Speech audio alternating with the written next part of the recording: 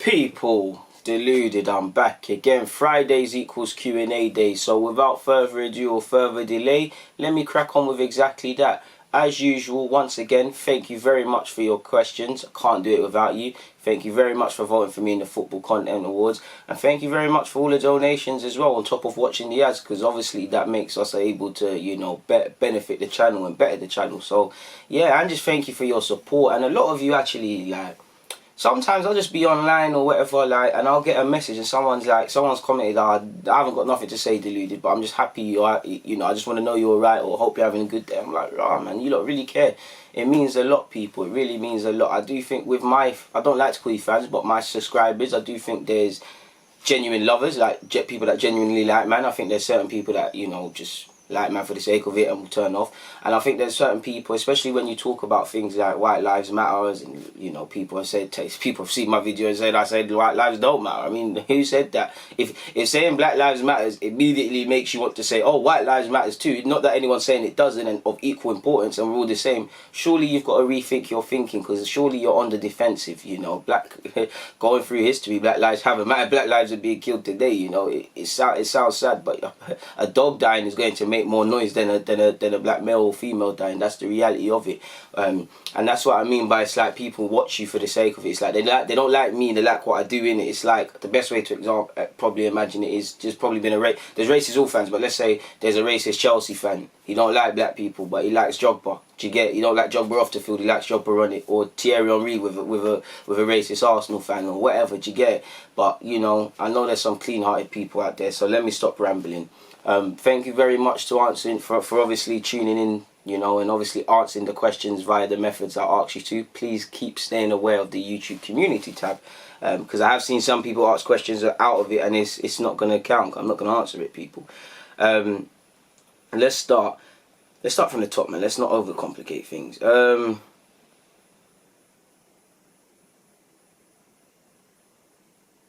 Peter Arnold has said, Arteta believes in other young players like Nketiah, Nelson and Saka, but why not Martinelli? I don't think that's fair, bro. I think everyone's time will come. Sometimes I must admit, I don't know why Martinelli's not playing. But, you know, coming out, he's had a bit of a knock and stuff. We don't know. He started Martinelli against Chelsea. He started Nelson against, what was it? Was it Chelsea or United at home? You know, Saka's been given opportunities. Joe, at times where I think he shouldn't have started, has been given opportunities, you know. So I do think Arteta believes in all of them. I do think there's opportunities for all of them. But I just don't understand and Nketiah's obviously started. It's just, we're not the manager, so we don't understand the thought process behind why some players are not playing and things like that. But I think he believes in them, and I mean, you know, Arteta would be deluded not to believe in Martinelli over all of them, really. So I think he does. It's just one of them things. Jibs has said, what is your best 11 going forward and formation for the rest of the season? And does Arteta need to find a philosophy / playing style to implement for next season? Well, yeah. Obviously, you want us, it sounds silly, but you want to see us defend better from the front and the back, look more like a well-drilled unit, be brave in possession. You know, if mistakes are one thing, but mistakes happen in it. I don't really like how Arsenal players, midfield in particular, they're scared to play passes or they don't want to play the passes. You need to be brave. Everybody needs to be brave. Mistakes happen. As much as we get onto mistakes, I want to see people brave enough to try certain passes, playing forward football.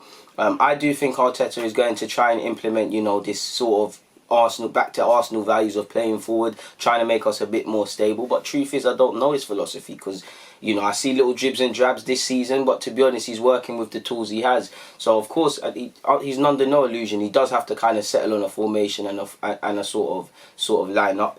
In relation to my best 11 and formation this season, it's a toss for the end of the season. It's a toss up between a 4-2-3-1 or a 4-3-3. 4-3-3, you know, if everybody's fit, Leno in goal, which Leno can't be, so it's now Martinez. Mustafi and Holding have to do it to the end of the season. Tierney and Bellerin are the first choice fullbacks. Midfield, it's probably Xhaka and Ceballos, but for me, I'd probably go Xhaka, Torreira and Ceballos, make it a 3. Give Ceballos the freedom to kind of create. Even that's a push. I mean, yeah, it's a toss-up between him and Ozil, because you need creativity in there. The front options, Martinelli's out now, so it doesn't make sense. So for me, it would be Aubameyang will play on the left, but it'd be Saka, Aubameyang and Pepe sort of thing. So yeah. Antonio Banks has said, "What's your thoughts about Halosek? He played a really good season." Is that the Czech Republic guy? I could be wrong, people. Let me type in his name. Is that the Czech Republic player who scored quite a lot of goals? I could be wrong. Yeah, the 17-year-old Czech Republic Donny. Yeah, he looks decent for Sparta Prague, people. And to be honest, when you come from that academy or come up and play for that team there is something in him. I think he's decent. He's got good balance. Clearly, he's got a good eye for goal and good assisting. I like how he's quite positive. He never, like, even if he gets kicked, he wants to still go. He's a decent player. I need to stop doubting myself because I knew the guy's name. But love for that question. Johan has said, "Do you remember your first game at Highbury?" Yeah, against Leeds. At the Emirates, I don't though, you know. Like, at the Emirates, I don't, you know. I've been to so many. I actually don't remember the Emirates one. It was probably in the Emirates Cup. Probably in the Emirates Cup. It might have... It's the Emirates Cup. I actually don't remember my first game. Like, I don't remember. It's either the Emirates Cup or it's one of them, you know, the Carling Cup ones when you're in school and it's a £5, these sort of things. That first sort of big game I went to at the Emirates was Arsenal versus Chelsea when Gala scored against us. No, Gala scored for us, sorry. But I don't remember the Emirates one, you know. That's a weird one. How can I remember Highbury but not the Emirates? And Highbury was further. It's funny, innit? Love for that question. DS Boss says, why do all our players always get injured? Do we need to start asking questions of the physio team, or is it just rotten luck? Nothing's down to luck. I guess there could be questions of how we're managing our players and stuff like that, of course, when it happens to this scale, because this has been a problem at Arsenal forever. Maybe a bit of it is training methods. You did see it with Klopp and Emre when you wanted to do this high intensity. Maybe it's a result of, you know, not playing forever and now we're starting to play and people are getting injured. I don't know. Maybe it's the players not necessarily taking care of themselves and looking after themselves when it comes to recovering. Are they taking the right ice baths for the amount of time? Are they eating the right recovery foods? Of course, I'm reaching a bit because I'm not a physio. I don't know about that. But you'd be surprised at how many players are actually injured as a result of injuring themselves. People playing on injuries when they're not told to and stuff like that. So I agree, we probably need to look at our medical team, our medical practices, how we, you know, manage workloads of players, because there must be some sort of chart where we're tracking our players' data and seeing, is this guy in the red zone, you know, he's played quite a lot, his hamstring's at risk of going. How much you can do that, I don't know. Like I said, I'm a football man, I don't know for physio and all this data stuff, but I'd like to imagine there's something, and just naturally looking, that is something we'd have to happen. Some things are just bad luck, you know, like Tierney's shoulder or Leno's injury against Brighton, sadly. You can't account for that. Like, you can't, or sadly Bellerin's against Chelsea with Alonso, you can't account for that. And stuff like that. Maybe you can for Xhaka, I don't know. Maybe Xhaka's one's bad luck, but he's been playing a hell of a lot this season. He stopped playing and now he's injured again. Maybe there was something we didn't do, or, you know, I don't know, man, but there's definitely some truth in that. Zach said, this transfer guru, has he been doing his job? Well, I don't know. I never want to critique him, man, but I see Aubameyang and Saka's contracts not signed at the moment of making this video. It could all change, especially in Saka's future, so I'll leave you to draw your own conclusion. Matt Gray said, do you think we should give Zach Medley a run of games for the rest of the season? Well, if he keeps training, you never know, his opportunity might come. He seems to be, you know, if there's another injury, he's getting a look in. So if he plays his cards right, he might be able to get some minutes. And to be fair, you know, could he do much worse than some of the defensive stuff we've seen in recent weeks? Potentially not. Niz TV has said, hi DG, hope you're happy and healthy wherever you are. Thank you, my guy. Are we Arsenal officially a mid-table team now? And if so, why after just 2 losses? Well, listen, we're a top 6 team. We're not going to be a top 6 team this season. I'd say we're a top 6 team with what appears as mid-table ambitions. Yes, the manager can talk and everyone can talk to their blue in the face about wanting to win this and getting champs, but the ambition's not there. At least for this season, at least we're a mid-table team. We've got mid-table ambitions. At least if we don't have mid-table ambitions, that's the reality. So you can't really say excluding that. Like, this season we are a mid-table team. It's a fact, people, really and truly. And it's not really just 2 losses, bro, is it really? Like, it speaks of the whole season. Smile Please has said, how are you? I'm good, my G. You said, how do you see the progress of Jordi Osei-Tutu, and if it were you in his current position, what would you do for next season? Well, technically he's playing right wing, like, so I don't think he would have a future for me at Arsenal at right wing, but football's a funny old game of opinions. If I was Arteta personally, I'd at least bring him, let him come in for the early weeks of pre-season, see what he's on, assess him, and then what. But I'll say he's been having a decent season for Busham, more in an advanced role between right wing and right wing back. Definitely since the break. But he's got a decision to make, you know. He's 21, you know. Maitland-Niles on paper is still here, whether he's sold or not. That's someone that's probably ahead of him at right back, at least right now. You've got Cedric Suarez the other day just confirmed signing a 4-year deal. So immediately, Bellerin and him are ahead of you. And at 21, you know, do you think you can break in? Best me. Hay fever, apologies people. Does he think he can break in? Because that right wing, even if he believes he can be a winger, is that going to happen for him? You've got Nelson there, you've got Pepe there, you know, you've got other things that could be done. Saka's even started out right on the right now, so that's another option. Martinelli under Arteta, has started on the right wing, whether you like it or not. So these are all, so the pathways are quite blocked. So this might be something he has to review. He's been given a taste of first team football. I strongly doubt he wants to go back to under 23, so he's going to have to think of a decision. He can actually fill in at left back like he did in the 23s, but again, even if he wanted to be a stopgap there, the pathway is blocked. So I'd give him a chance to see what he's on, but you'd be imagined to believe he either goes out on loan again or departs permanently. But my opinion is not fact, things can change. D Solo said, how old are you when Arsenal last won the league? Well, I was in, when did we win it? 2004, I was in year 4. So however old you are in year 4 is how old I was, my G. Big Centre said, do you think Arsenal's lack of aggression invites fouls from the opposition when the ref is not protecting them?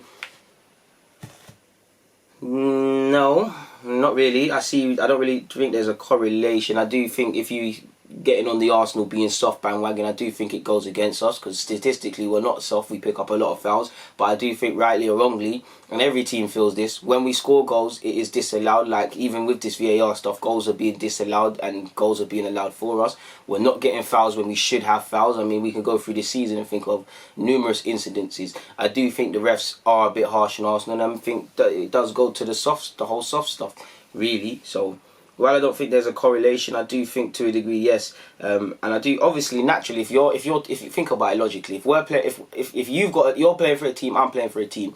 Your team's timid, my team's aggressive. Football's psychological. So first 5 minutes, if in a fair way, if I clamp you, take the ball and take the man, do that a couple of times, you're not going to be on playing. And we've won kind of one half of the game mentally. So obviously, naturally, if you're moving soft, it's going to invite you. Where if you lot, you know, if I clamp you and you lot are as aggressive as me and you clamp me back, I might think, all right, cool, these lot are not soft, we have to switch it up. So naturally, when you put it like that, of course, there's some truth to it, Big Selt.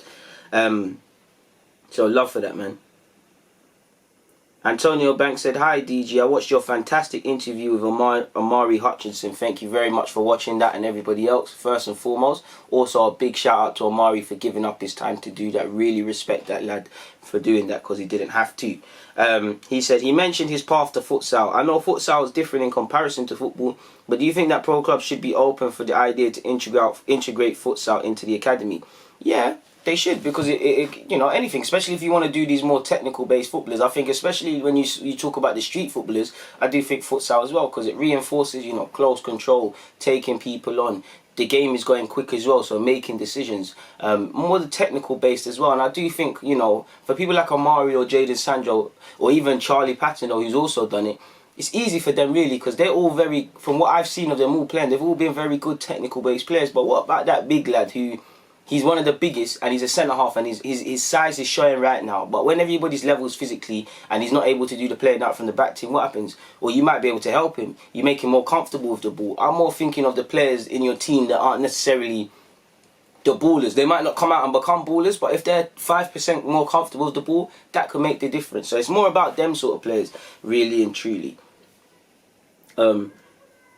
Adlib23 has said, do you think Arsenal sold their soul by turning their back on Mislintat? I don't think they sold their soul. I do think with getting rid of Mislintat and not bringing in someone where I can clearly see a different sort of strategy, there's no clear emphasis on the sort of players we're trying to seek and develop. It seems like we're trying to do everything, ultimately doing nothing, people.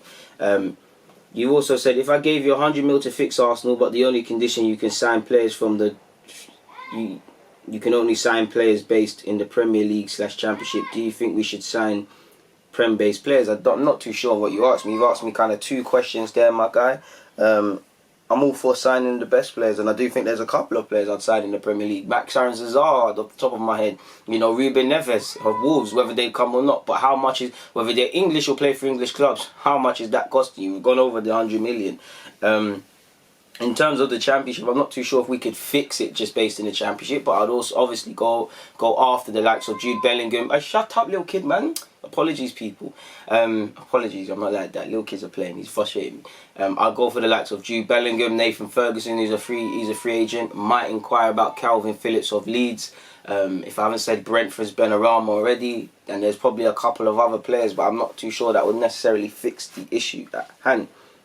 Tracy has said, how difficult do you think is it for a manager to restore confidence to a volatile group of players? Well, every team is you could class as volatile. I think it's easy if they listen, but at the same time, it's down to the players. It's down to the players you have to want to restore your own confidence, really, because you look at anyone who's ever been through self-doubt, they might have heard positive words of encouragement by someone, but eventually they had to remember who they are. Look at Pep Guardiola. You know, he doubted himself early in his Barcelona days. Iniesta came in his office and told him, nah, you're a good manager. Then he remembered how good he was. So it's about stuff like that, really. It all depends on the manager's communicational style, how good he is at reading people, his people management, and actually the tone in which he delivers what he wants to do. Because, you know, Tracy, you know, me and you could play for a football team, but how you improve, how you take on information could be different. You could be more of a visual learner, or I could be softer than you. You might have to put an arm around me because, you know, you shout at me, you might alienate me. But I could give you a bollocking and really shout at you and the penny might drop. So it's about understanding these sort of things. So it's a difficult one, really and truly. But I'd say it's more down to the players. It's down to the players to get their headspace. Look at Mustafi, whether I like him as a footballer or not. Arteta could tell him all the confident things in the world, but at the end of the day, he's the one playing. He's the one that had to pattern himself and get his mind right. Even when he makes mistakes now, I see a different Mustafi. Mistakes are still mistakes, and they're still costly, and it still shows he's Mustafi. But typically, 18 months ago, Mustafi made one mistake and then made 10. Now it looks like he's like, okay, cool, I'm human. I've made this mistake, but now I'm going to pattern up and try have a better game. And that's testament to the manager for giving him faith, especially when the fans stopped believing in him. But it's testament to Mustafi as well, because he's the one that had to go out there and do that. HG Med said, do you think Emre overachieved last season, or were we too harsh on him? Well, he achieved his objectives. You were supposed to listen. It's a big achievement to get Europa League final, but to be fair, the cynic in me, Arsenal should be expected to get there based on who is in the competition. We finished 5th. Yeah, it looks like a good year, but look at the last running in the league, the last 8 games. The players messed it up as well. But if you go beyond that, how many games did we draw when we didn't need to draw because we didn't start well and we're chasing the game, or we didn't manage the game well? So it's not 1-0 or 2-0, it's now 2-2. These little things add up. So on the base of it, if you look at it and say, with this crop of players, if you got 5th and you missed out and you got Europa League and came short in both, it is a decent season. But at the same time, the cynic in me, you should have brought home, you should have got one of the two. Europa League, either win or get top 4. And I feel the domestic campaign was there to achieve that, and we all messed it up. But ultimately, the manager is the one that pays the price.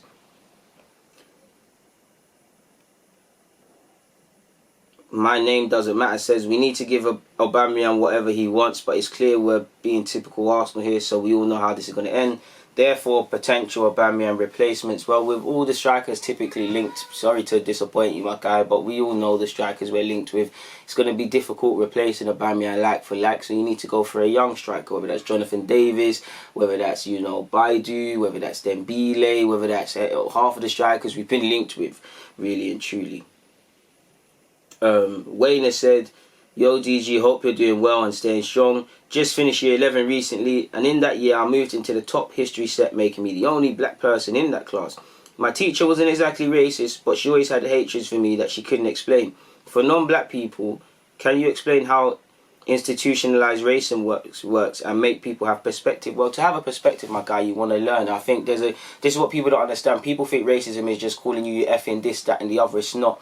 It's all about the biases. Maybe, I'm not going to lie, maybe she didn't like you because of you, because that does happen, you know. I do think, unfortunately, some people get that against them. They're called racist when, you know, if you might just be no, not you, but you might just be a prick. You know, that's enough reason to hate you. So it's not always a colour thing. But I'm going to not lie to you in school because it happened against me. I've had teachers sit down and say, oh, it's always you black kids causing trouble. We've been doing this and that. I swear to you, it sounds like a movie if you sat down. There's a lot of unconscious biases. I did feel in school, if you was a certain kid and you were behaving a certain way, you was misunderstood or just needed to be spoken to.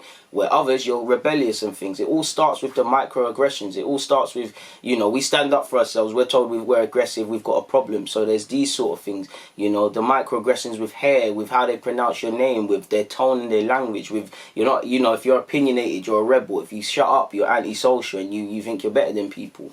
There's a lot of we could speak about this a lot. It's not always a colour thing, but there's also unconscious biases. Like some people don't even know they're racist and don't like my man because they're black or whatever or white because of how they've been, you know, the stuff they've picked up. So I'd say that, man. All I'd say is play the game. That's one thing I wish I did at school, even when I knew that certain people were racist. And we shouldn't have to live in a world like this, playing the game. But, you know, it took me a while to realise, yeah, whether I believe I'm right and I know I'm right and they're wrong, they're in a position of power, I'm not. So let me play the game a bit, shut up, and when the time comes to get them, get them. Pick when to fight my battles, and that's what you should do. It would never, I'm not saying if someone, you know, if anything derogatory happens, stand up there and whatnot, but play the game, don't always react to an emotion, be a bit cerebral in it. That's what I would say. But big up yourself for being, you know, in the top set of history and, you know, do your thing, man. Education is power, bro. Keep doing your thing. But moving forward, Chaka said, what players do you think will be promoted for next season? Not a clue, we'll have to see next season, my guy. Don't have a clue. Musaka said, Reece, Joe and Eddie need a loan in the Championship in my opinion. What are your thoughts on this? Well, there's a case for all of them to go on loan, but I don't necessarily think they need to go to the Championship. I mean, out of the three, I think Joe is the one who needs to loan the most. I think Nelson just needs a bit of confidence to see a bit more of an uptake. And I think Eddie's shown he can do something in the squad right now. So, yeah, Sam Allardyce has said thoughts on Joe Hartlinks. It's not going to happen, is it, really? But it's to be expected. I've spoken about that in a vid, so I'm not going to go over it again. 1-1 has said, what is Arteta's style of play in your eyes? I don't see a clear identity. I wouldn't say I see a clear one, but he wants to be aggressive. He wants to fight for every pass. He wants to make a lot of tactical fouls. And eventually he wants to bring us into a free-flowing, passing the ball sort of Arsenal side.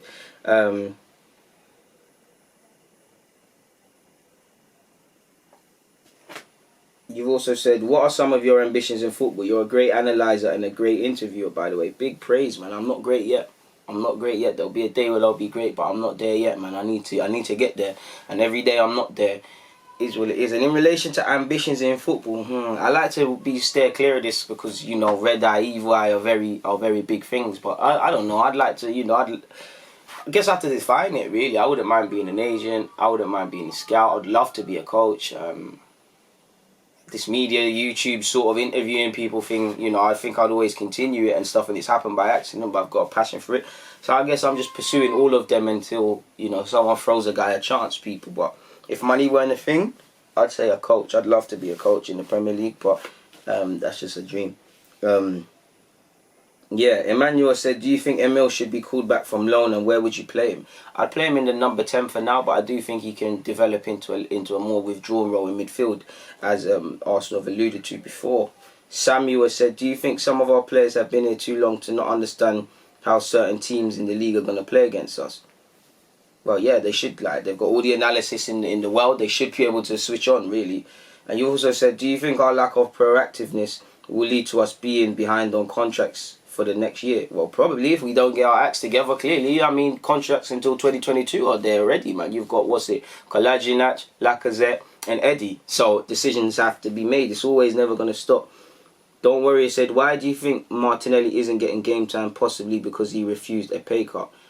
Why do you think Joe is so overrated? Because I don't see what he brings more than Ozil or Maitland-Niles. I don't see what he brings more than Maitland or Ozil either. But I think you have to respect Joe's earned his right to play, and I think Joe does have qualities. He's got an engine and stuff. Still think his decision making isn't quite on par. Don't think he's a 10, but I think he's more. He plays in the pivot where Xhaka plays or plays with Xhaka.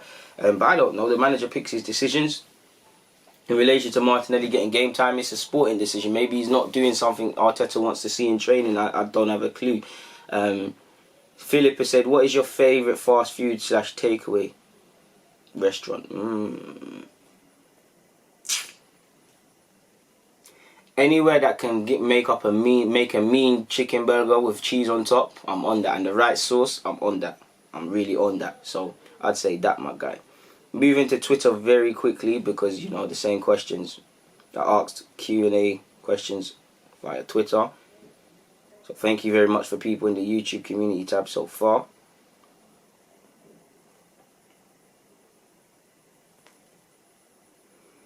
Oh, it's too hot for this. Come on, man.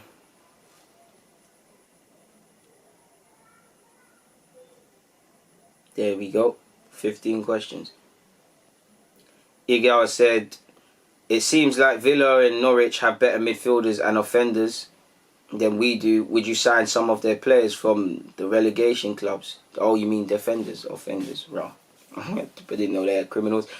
Not really. I mean, if it's not Grealish, Cantwell, I don't mind Buendia, or McGinn, or Villa. Gone a bit off the boil this second half of the season, really.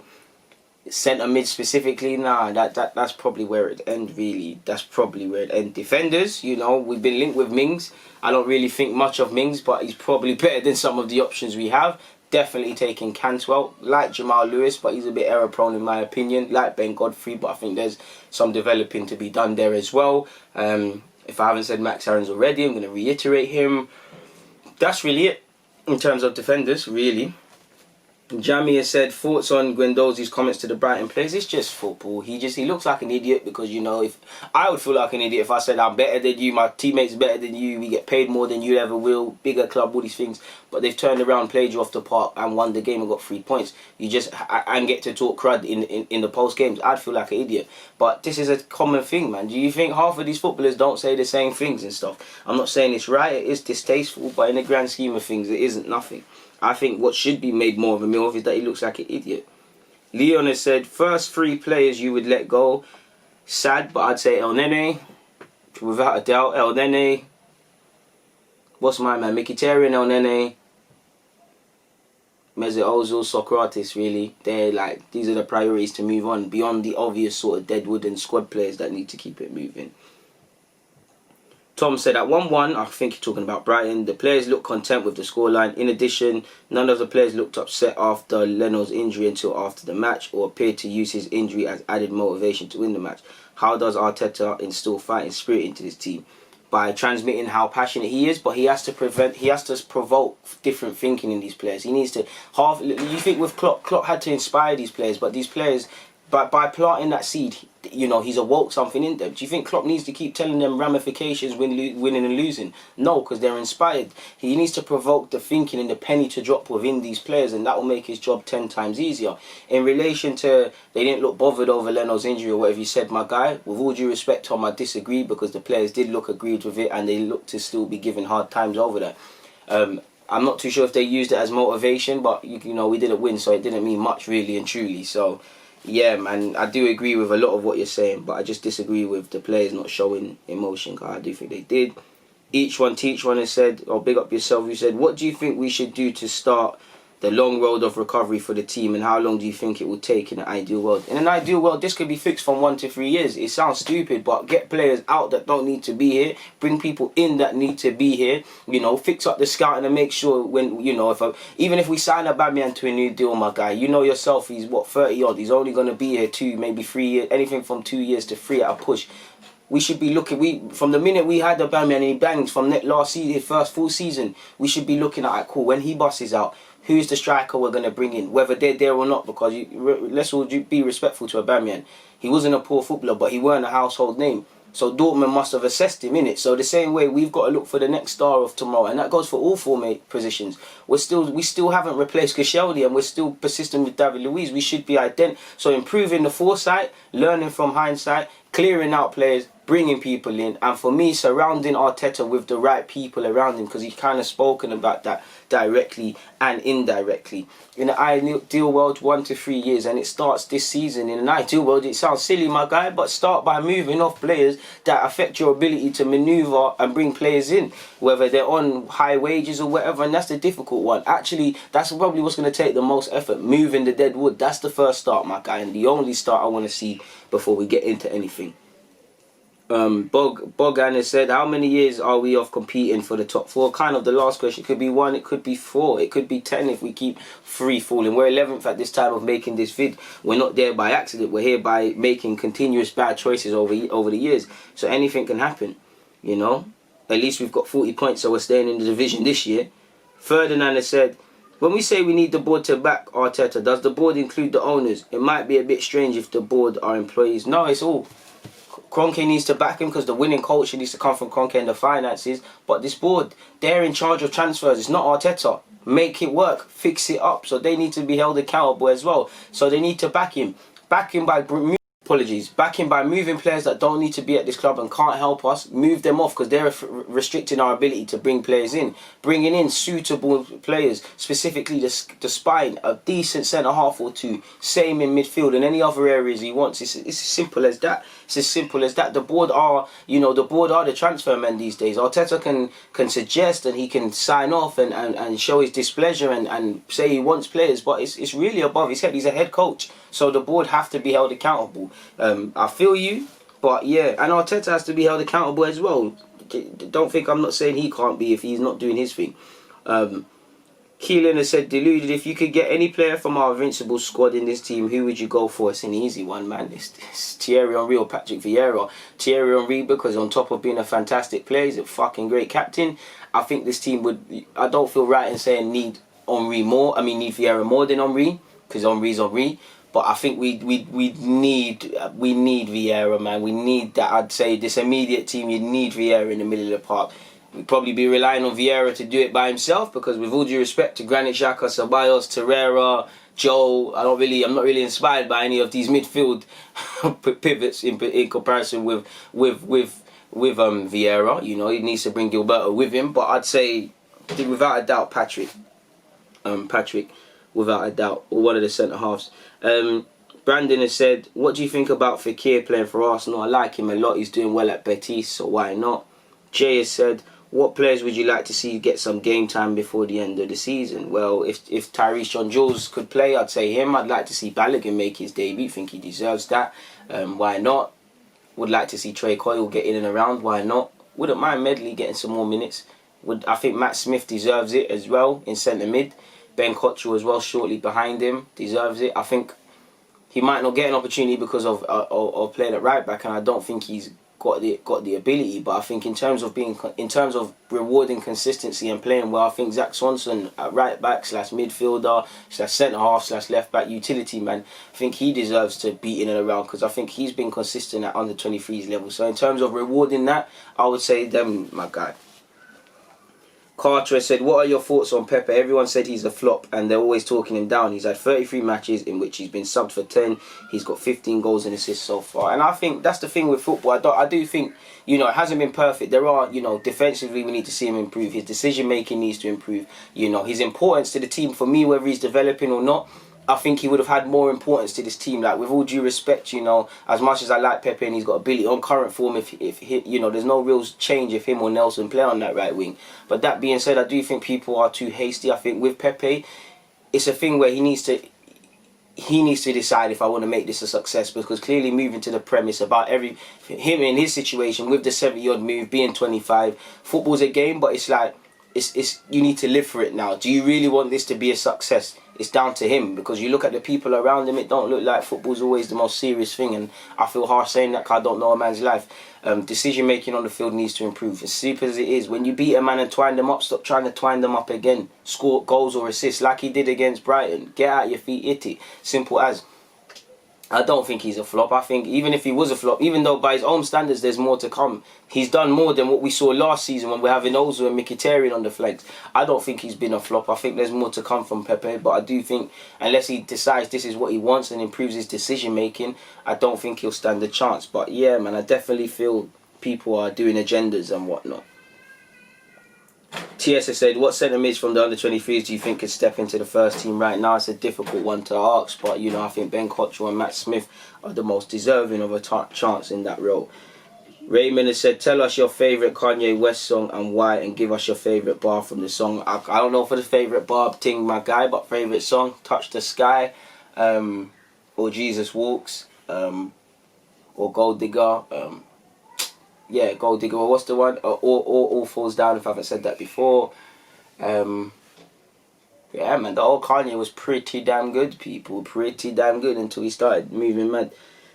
Rancy has said, what would be your pick between a deep line playmaker and a destroyer? If it's a box-to-box destroyer, I'd go for the destroyer because I'm just tired of seeing us getting bullied in midfield, really. But I think both are of equal importance. So, yeah, that wraps up the Q&A. It's been a lovely Q&A, but... you know, all good things come to an end. It's been fantastic. Like I said, thank you very much. Please keep an eye out for the YouTube community tab, my YouTube community tab, where I ask you for your Q&A questions. Please like, please subscribe. But for now, DG.